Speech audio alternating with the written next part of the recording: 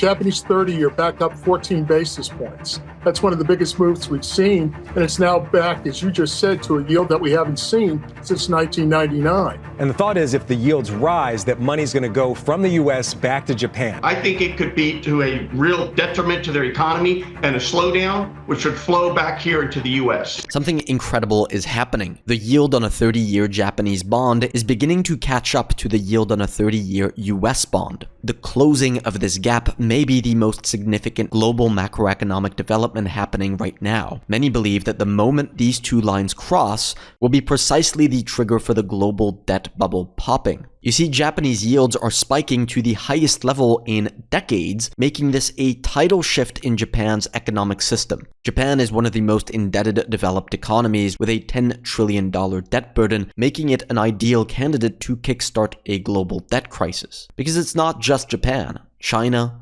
the UK, France, but of course the United States with now a $38 trillion debt pile, and all of them are interconnected to each other through the ownership of their debts. Japan, for example, holds over $1 trillion worth of US Treasury bonds, making it by far the largest global holder of US debt. A shock to the Japanese economy would certainly have spillovers to the US. But to really understand what kind of spillovers, we need to take a look at what is actually happening right now in Japan. By all accounts, the country is in the early stages of a sovereign debt crisis. They have a debt burden that is roughly twice the size of their economy, which means the Japanese government spends the equivalent of 25% of their annual budget just to pay down their debt. Now, for years there was no real consequence to this, but now investors are waking up to this reality, creating a rush for the exit out of the Japanese debt and currency. Their bond yields are spiking, and the Japanese yen is weakening at the same time. So far, all pretty textbook sovereign debt crisis stuff. But the key component to all of this is why this is happening right now and how it could get much worse. We currently have a short position on the Japanese yen at bravosresearch.com. We sent out the alert to that trade to our clients a couple of weeks ago. We're using a leveraged short ETF on the yen because we think it may be about to collapse. We're currently doing a live stream on this topic where we're highlighting exactly how we'll be trading the Japanese yen on our live trading channel. It's linked down below if you want to watch it. The reason why all of this is happening right now can be found on this chart right here. It's the 3-year average of Japanese inflation. For decades, the Japanese inflation rate averaged around 0%. In fact, often dipping below 0% into deflation, which means consumer prices in Japan were actually going down. And the entire Japanese economic system was built on this. As you can see, it's now completely reversing. Japanese inflation has been averaging around 3% for the last 3 years, and all of the excesses that were built over the last 20 years are now coming up to the surface. Low inflation allowed the Japanese government to increase its spending substantially at very low interest rates with little to no consequence. One of the big policies that Japan pushed during this era was something called quantitative easing. To explain it very briefly, the Japanese government was spending a lot of money by issuing bonds, which means borrowing. Normally, regular investors need to buy those bonds, and if there's not enough demand for these bonds, that can make bond yields go up. But instead of risking bond yields going up, the Japanese central bank came in and printed money to buy all of those bonds and keep the bond yields low. Now, printing money to buy bonds is something that you can do when you're not worried about inflation. But once inflation starts to appear, you need to stop printing money to prevent it from going out of control, and that can cause bond yields to spike. And this is exactly what's happening right now. This is the Japanese central bank's balance sheet, and it shows us that over the last 2 decades, the central bank has been accumulating Japanese bonds. But since 2022,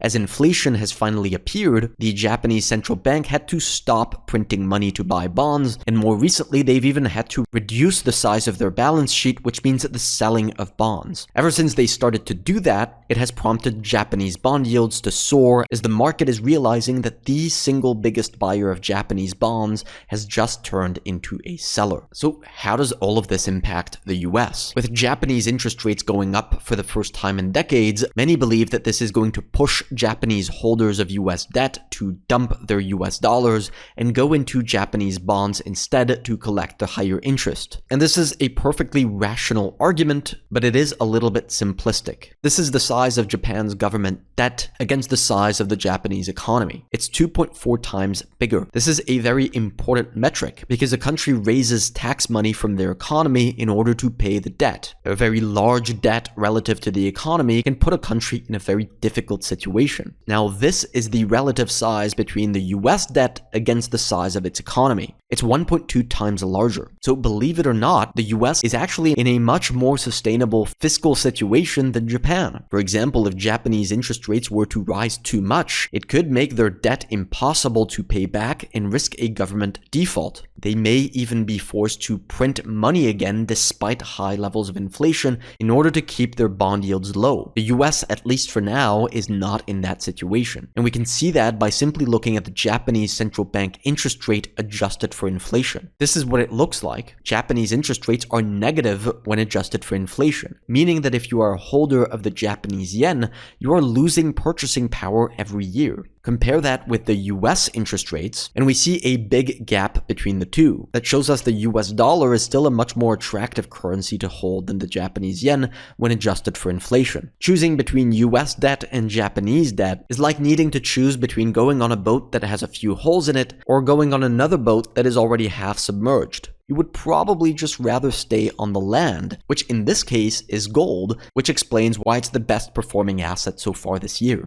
When we look at the US dollar index, which measures the dollar's performance against a basket of other currency, it has been weakening over the course of the last few years, which has provided tailwinds to assets like gold, silver, but also Bitcoin and the stock market that thrive when the dollar status weakens. But when we add the US dollar's performance against the Japanese yen, we see that it has actually been strengthening against the yen during this period of time. And this is despite Japan seeing its bond yields rise to the highest levels in decades. This widening gap confirms exactly what we just talked about. If anything, the Japanese debt crisis has allowed the US dollar to strengthen and has probably prevented the US dollar's decline from being much more severe. This is the real spillover that we're seeing from Japan, a stronger dollar. In fact, we see this as a major opportunity to trade, because on one hand, we have many bets against the US dollar through our trades on silver, copper, metal miners, and foreign stocks, but our bet against the Japanese yen in a way hedges our exposure against all of these trades. If the dollar strengthens, our weak dollar bets may take a little bit of a hit, but that will make our trade on the Japanese yen appreciate significantly. If the dollar continues to weaken as we expect, on the other hand, our weak dollar bets will thrive, and we still think our bet against the Japanese yen can do well. We explain